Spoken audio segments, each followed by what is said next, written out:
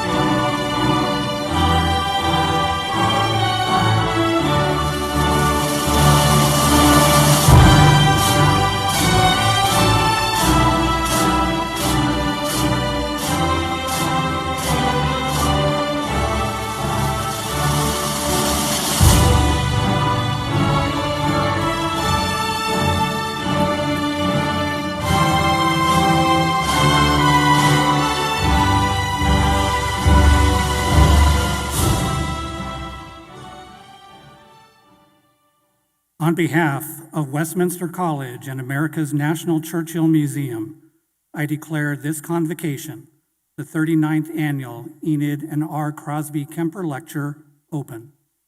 Please turn off all cell phones. Please remain standing and remove your hats. And now invite Westminster Chaplain Jason Buckwalter to the podium for the invocation.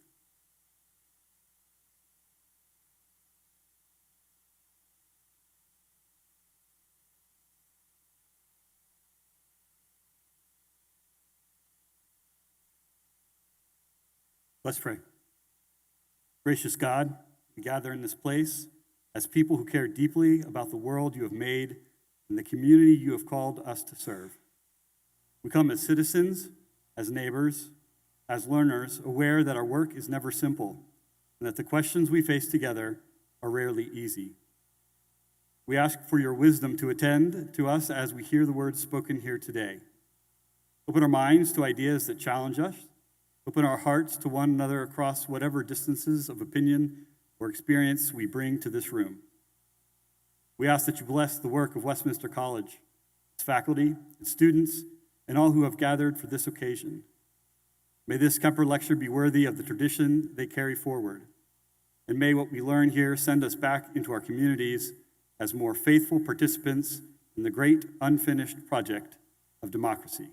Amen.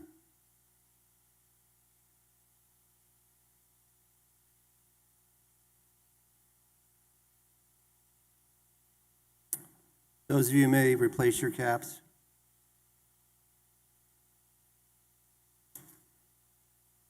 Thank you, Jason. I have the distinct pleasure of welcoming all of you this afternoon to the 39th Enid and R. Crosby Kemper Lecture. It's been a very good 2 days, and we are so honored and privileged to have Dr. Arnn join us this afternoon to make his presentation. Our director and chief curator will give a sense of Dr. Arnn's bio. But on behalf of Westminster College and America's National Churchill Museum, I want to thank you all for gathering with us. Our friends, colleagues, alumni, and the whole Westminster and ANC friends and supporters of these very significant institutions.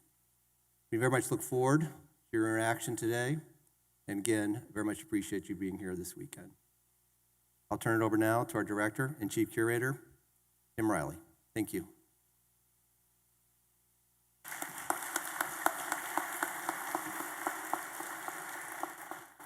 Thank you, Don, and thank all of you for being with us on this historic weekend for Westminster College, for the Churchill Museum, for the nation, and for the world.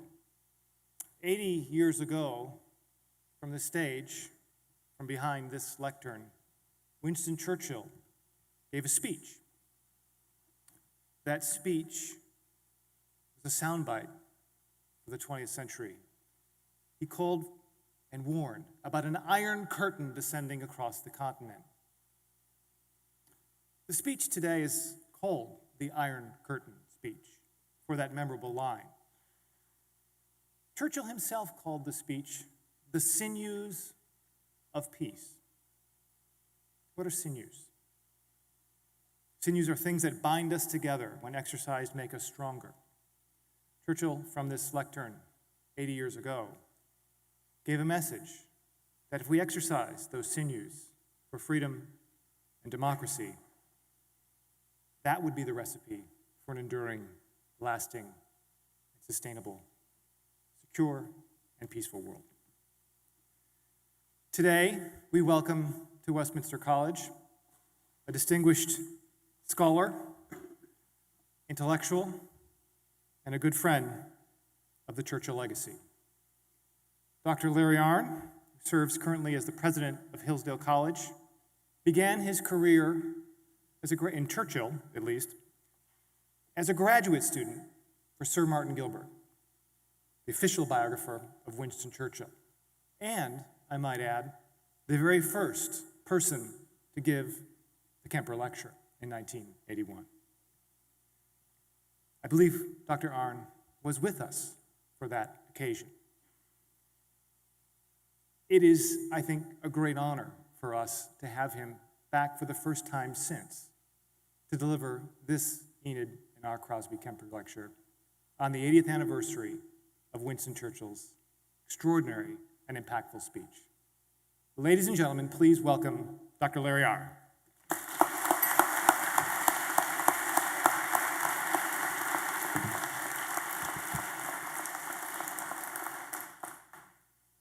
Thank you, Tim. Thank you, President Lofi.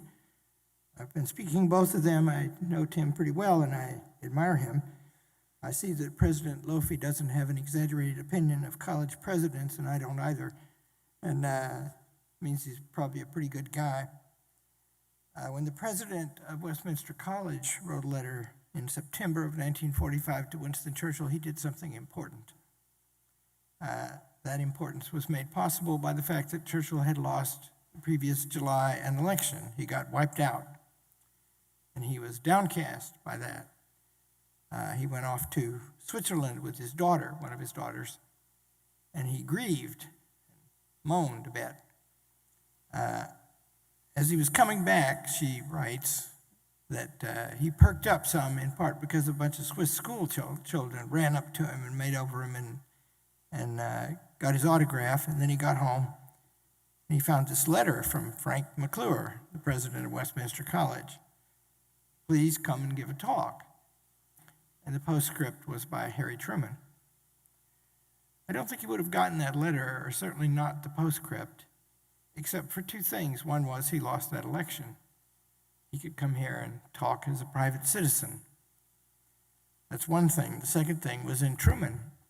Truman was busy reversing the foreign policy toward the Soviet Union that Franklin Roosevelt had followed, because the Soviet Union was busy, the war ended in May of 1945 in Europe, and by August it was plain that the Soviet Union was going to dominate Eastern Europe with terror. And so Truman wanted to do something about that and proceeded to do it. And here's this most famous man in the world. I can ask him to come and give a talk, or the President McClure can do it right here in this place. And then I can pretend I don't endorse it. Photograph, I'm told Churchill spoke at this podium. I wasn't worried about being able to see over it because Winston Churchill was exactly this height. Stature and size are not the same thing. He says early in the speech, I'm a private citizen. I don't occupy any official station. I'm here to talk for myself. There's nothing here but what you see. And if you look at photographs of that occasion, what you see is Winston Churchill standing right here and Harry Truman sitting right there. That's what you see. Most powerful man in the world and the greatest man in the world together. And that's been 80 years, which is a very long time. And the question is anything relevant about that today? Think how the world has changed. Churchill begins by saying, we have primacy and power. We Americans have it. A few days before, he had said, not since Rome has any nation enjoyed such strength. Is that still true? In 1946, it was true. 1954, the United States gross domestic product was half the world's gross domestic product. Now it's about 24%, bound to continue falling if the world grows. It's just arithmetic. The Chinese Navy is larger than ours. The Chinese shipbuilding capacity is more than 200 times ours. The special relationship is not in such good shape as it was in. We're at war in Iran, and we're at war in Iran without Britain. The world has changed, too. Churchill was a radio personality. As you know, he was an eloquent man. He loved talking on the radio. He was very good at it. When they would have Christmas Eve broadcast on the BBC radio to raise money to buy radios, wirelesses for the blind. And usually the prime minister would do it. Churchill did it twice in the 1930s, and both times they raised 3 times as much money as when the prime minister did it, because he was very good at that. One line was, imagine yourself alone in the dark, only a voice for light. You can provide that light. If you are rich, he said, you can help here. If you are poor, here is a chance to feel rich. He was pretty good. He didn't really like the television. The television didn't become more popular than the BBC radio until the middle of the 1960s. He was only on TV live one time. But what is it today? Today it's YouTube. The most watched thing on home television sets is YouTube. On YouTube, you can learn, for example, that Winston Churchill was a warmonger, and that he dragged Britain into war over Poland. I've looked, 5 million people have watched that YouTube. Come to find out, Winston Churchill was not in the government when that decision was made. He did not do that thing. And that's like a sophomore high school history mistake. And it's famous now. And we get to thinking that we don't. The wars are our fault. Churchill's fault. Roosevelt's fault. That's changed too. Churchill, the first time he went off to war, he went in a horse and buggy. That's gone now. So why should we be here?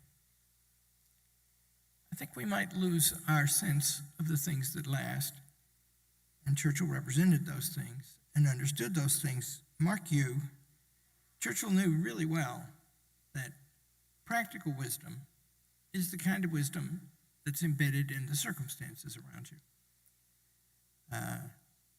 You should always be good. I've been meeting the people who are members of the Skulls, seven skulls here. And I ask them what they do, and their job is to make sure everybody's good around here. Be good. It's the only rule anybody can ever remember, by the way, and everybody knows what that rule means. But to be good, you have to know what's going on around you, and what's going on around you is different now than it was back then. Churchill thought that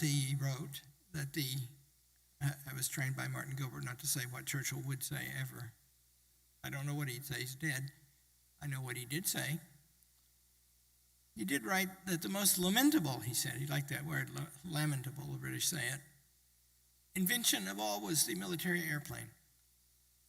Why? Churchill thought that the English Channel, which he writes, is 10,000 years old, is the reason Britain became a free country. Because it didn't need a big army, and it didn't need a big navy, and the navy's not much use fighting on the land. And so the king was weaker in relation to the parliament than the kings on the continent were, and Britain became more liberal.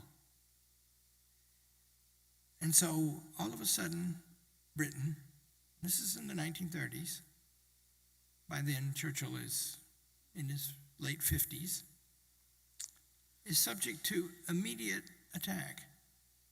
And in the First World War, where he ran the Navy could not be the make-weight that it had been in all the wars against Napoleon and the French before Napoleon. And so all of a sudden, something is different. Not the same anymore.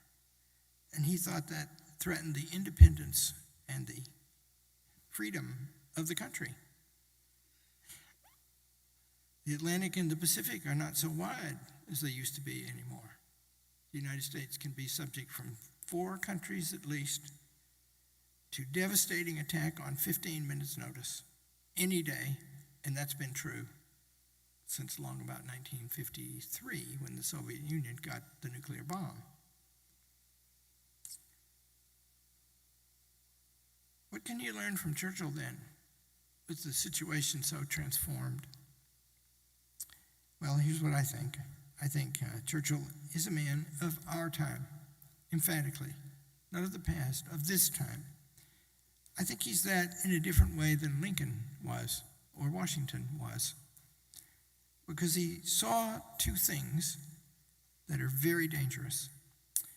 They go along with the blessings we enjoy today. We live longer, we're richer, it's easier to travel. All over the world, there's economic growth, there are fewer people starving. We can cure diseases better than ever before.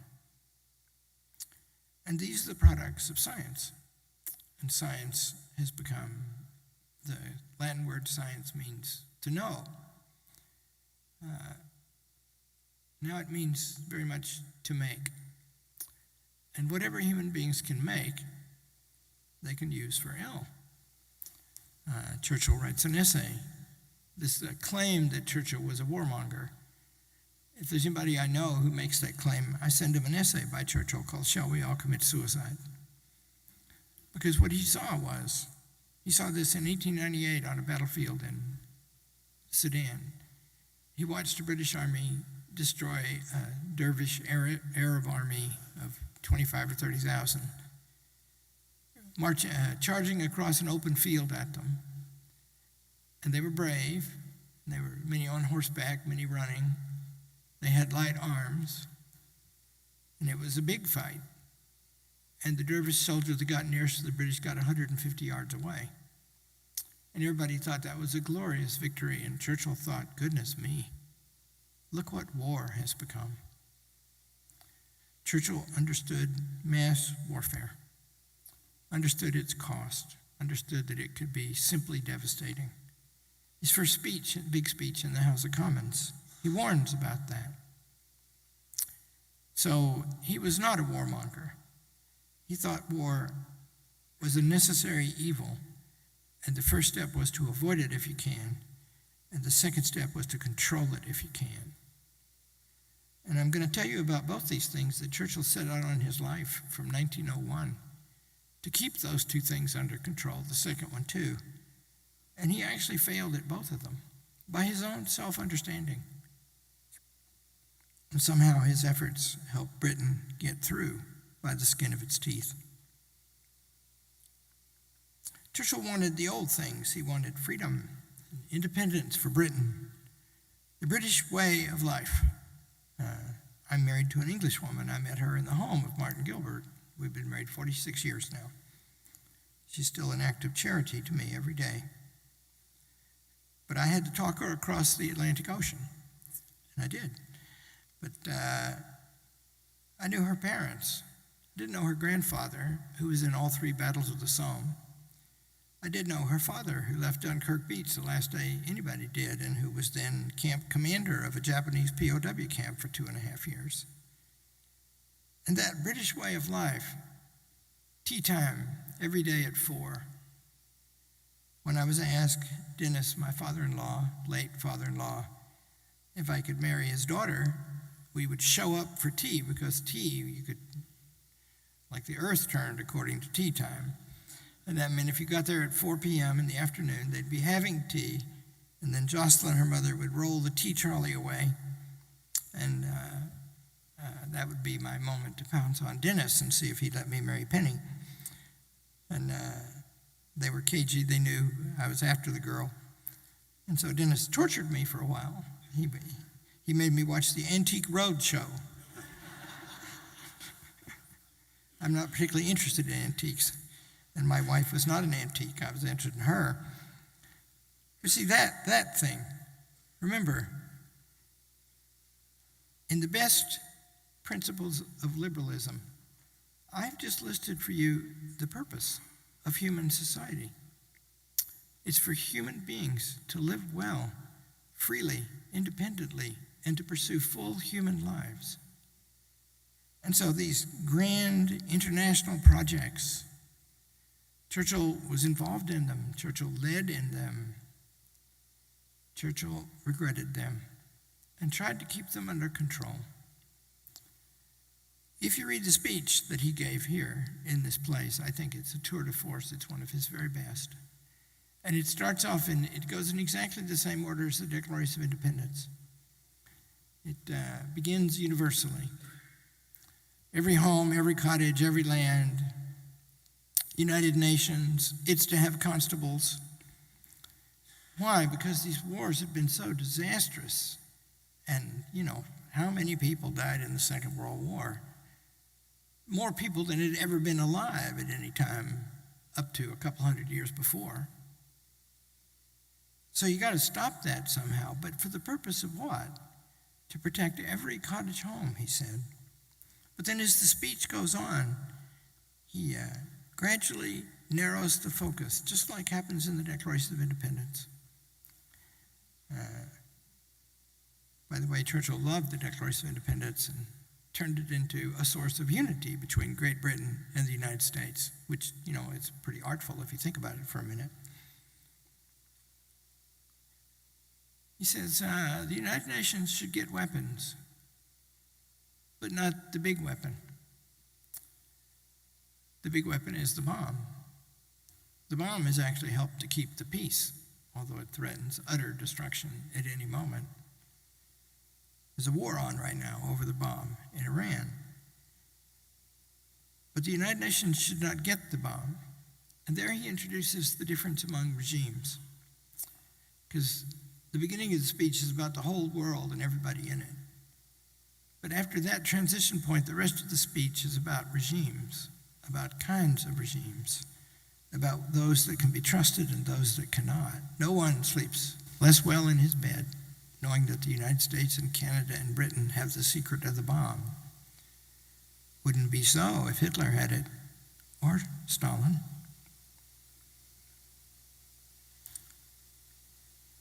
Then he gets to the crux of what he came to say.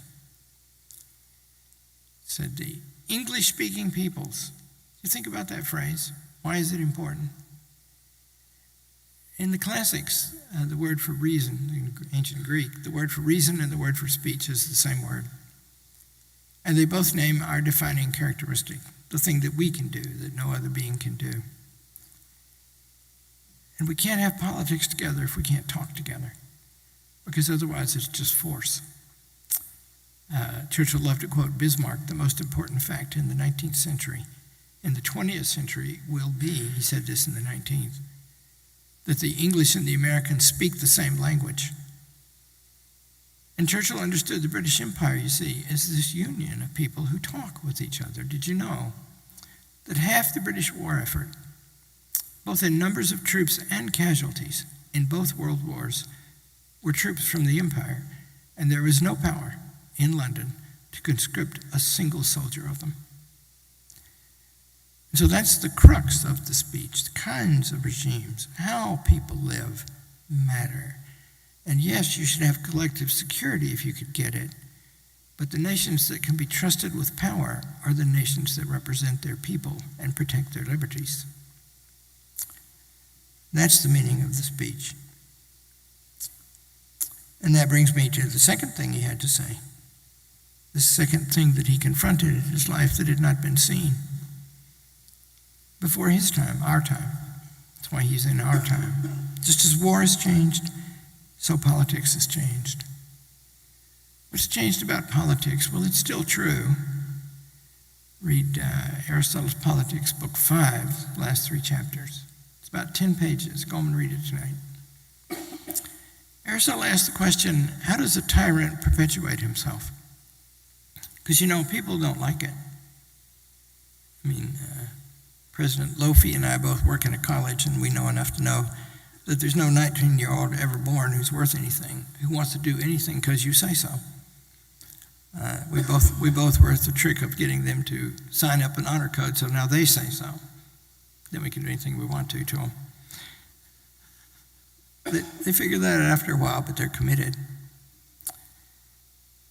So people don't like tyranny. When they last, they tend not to last. But when they last, why do they last? They're enemies of friendship. They don't like high thoughts. They wouldn't like this, because, here we in Fulton, Missouri, and it's an old place, and distinguished things have happened here, but it's not a very big place. And in the grand scheme of things, on a daily basis, it's not on the front page of the New York Times or the main story on the national news. Who told us we could come in here and do all this? Who are we to be talking about all this stuff? Who appointed us? Don't want us thinking like that. Reading Churchill, he didn't like tyrants. To perpetuate themselves, tyrants wore down that kind of thing. And Aristotle says also they like spies. They got to have a lot of spies. Now spying is electronic, and we live in the surveillance state. Many people do. We do. So far we have relative control of our government. But Churchill saw that this ambition had grown up, and the domestic name for it in Britain was socialism, the Labour Party, which he said in 1945 in that election that he lost, that they could not realize their ultimate aims without the use of a secret police, yes, I mean a Gestapo. And Clement Attlee, who was the head of the Labour Party and was a friend of Churchill's, they got on. They fought together in the war. Clement Attlee, who's the socialist prime minister, he had a distinguished war record himself in the First World War, and he had said the same thing about Churchill in the election, that Churchill was a Nazi. And that means there's a fundamental disagreement. There's a party that intended to control all the property in the land and equalize it. That's a very great power. And Churchill saw that, and it goes because of the addition of science and a kind of universal, utopian, and eternal hope. It goes beyond ancient tyranny. And Churchill saw that in that speech in 1945. Churchill said, of all the people on the face of the earth who would agree to be governed by a bureaucracy, surely the British are the last. I don't know if he would say that with such confidence today. What do you do about these things? Churchill leaves a plan. It's general. It would have to be applied to our circumstances today, and that would be an act of practical wisdom that we all have to commit if we're to get things right. And that takes study and thought and attention and prayer, things that he gave to the work. But he thought that we should have strong constitutions that distribute and limit power. He thought that we should train our soldiers and our generals and our citizens to think of war as something to be avoided, but something to be won with the least possible cost. Wars, he writes, are won by a combination of slaughter and maneuver. And the greater the general, the more he contributes in maneuver, and the less he extracts in slaughter. The greatest generals, Churchill writes, leave their enemies puzzled as well as defeated. And those people grant blessings to the state because of them and their victories, life can go on, and people can live in their cottages and come to meetings like this just because they want to, and nobody to say them nay. Churchill taught hope. He was a very hopeful man. He thought despair was a sin.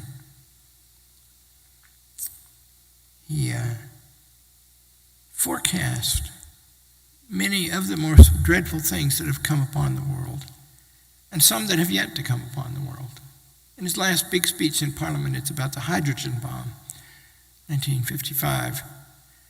That bomb is multiple times stronger than the mere atomic bomb that were exploded in Japan. And he says that when the man who, his name was Sterling Coe, when Mr. Sterling Coe made his announcement about the hydrogen bomb, we entered a period both measureless and laden with doom. Terrible thing. Whole cities destroyed by something not very big, not really very expensive.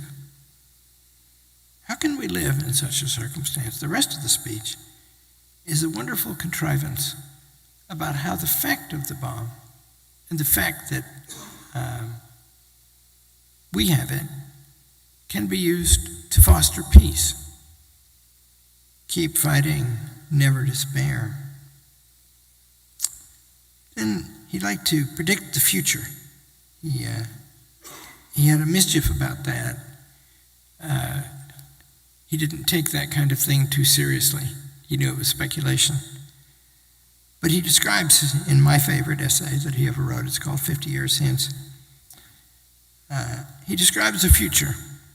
He says, I read a book the other day which traced the history of mankind from the birth of the solar system to its extinction. There were 15 or 16 races of men which in succession rose and fell over periods measured by tens of millions of years.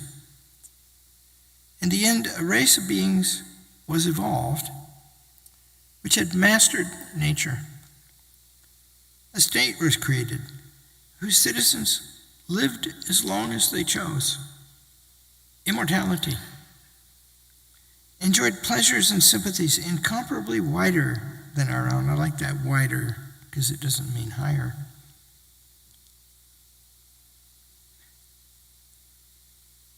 Navigated the interplanetary spaces.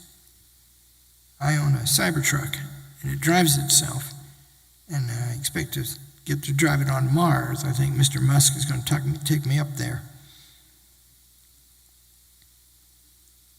Interplanetary spaces could recall the panorama of the past and foresee the future. Imagine a world like that. Isn't that a picture? It's sort of Tomorrowland and Disneyland on steroids. But then he changes course. What was the good of all that to them? What did they know more than we know about the answers to the simple questions which man has asked since the earliest dawn of reason? Why are we here? What is the purpose of life?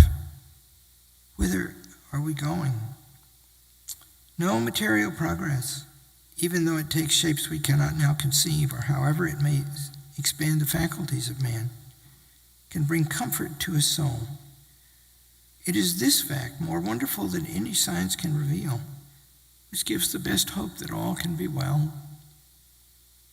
See, that means that the plans of the tyrants and the administrators to perfect the world don't really mean very much because they can't offer us anything to satisfy. I was driving down the road with my beloved wife not long ago in my Cybertruck, and my wife is like her daddy, who kept reference books in the dining room. It's very, very great fun to know them. He was a lawyer. He was a brave soldier, but he was a lawyer. And in the dinner conversation was always fun. And he always look up stuff. He had reference books there. We did research for the Churchill biography of Martin Gilbert. We found many footnotes around the dinner table. And Penny is like him. And so we're going down the road and something comes up and we're talking. And she got her iPad out and started looking it up. And I asked Grok at the same time. And about the same time, they came up with the same answer. And Penny said, "Goodness, is Grok going to replace me?" And I said, "Well, it would have to get better looking, dear." But also I said, "It's not the same thing as you." And she said, "Explain that." And I said, "You do that, this habit you have." She's a woman who serves people all the time. "You do that from love and at sacrifice to yourself. You have to pay for it. All you've got is time. This is how you spend it. Do you see that in that you are a representative of God on earth? And AI can never be that. This is the definition of the human. And Winston Churchill never forgot it. Thank God for him.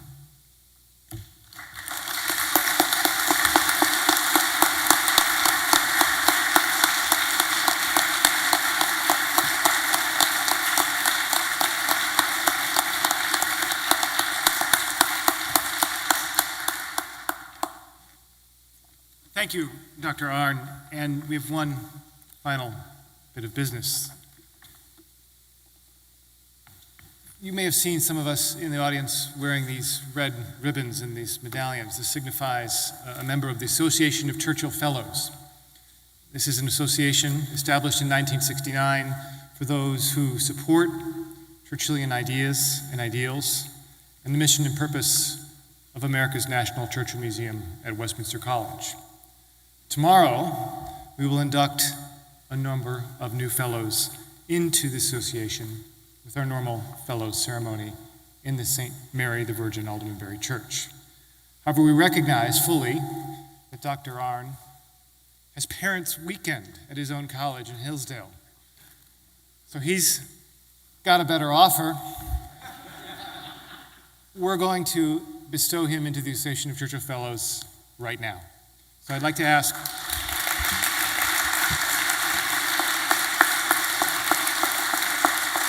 introduce Philip Beckman, our senior fellow, who is an alumnus. He's the senior fellow, to stand and present Dr. Arnn with his medallion to signify his membership with pride in the Association of Churchill Fellows. Congratulations.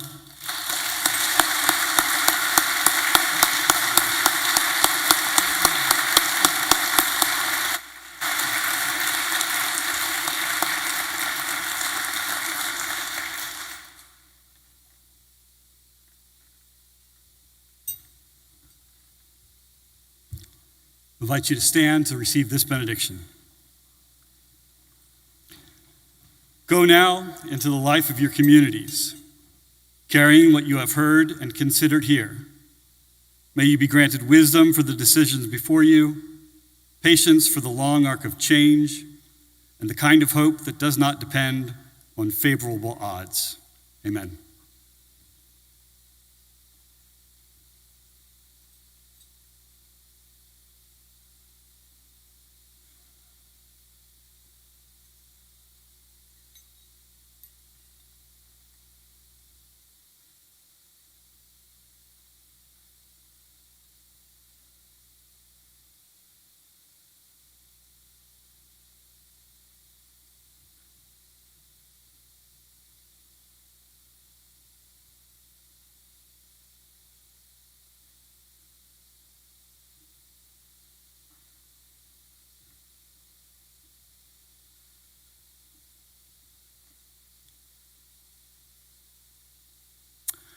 Thank you all for attending today's significant ceremony, the 39th Annual Enid and R. Crosby Kemper Lecture. I declare this convocation of Westminster College closed.